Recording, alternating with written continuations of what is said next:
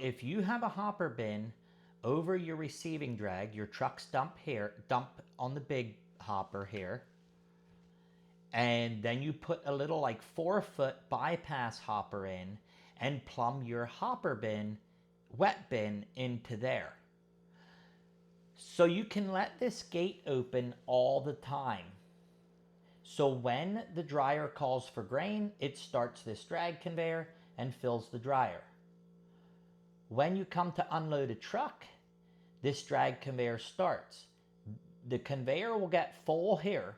So when it gets to here, it will not take corn in from here because the conveyor is already full. So you never have to worry about you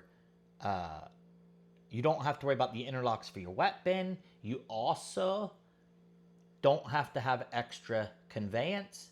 It's usually fairly simple to design the receiving, so it's a little longer to have your hopper bin dumping directly into a bypass hopper. And you don't have to worry about closing or opening this gate, because if the conveyor is full through this bypass hopper, no grain will flow down into it.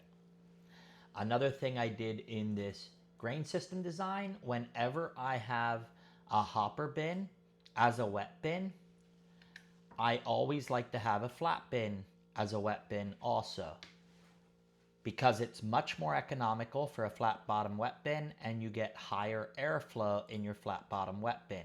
So here I have it that this flat bottom wet bin dumps into this drag conveyor. So this can be used as your wet bin most of harvest, and this can be used as your wet bin starting out or finishing up harvest, and you can fill this bin with dry grain at the end of harvest.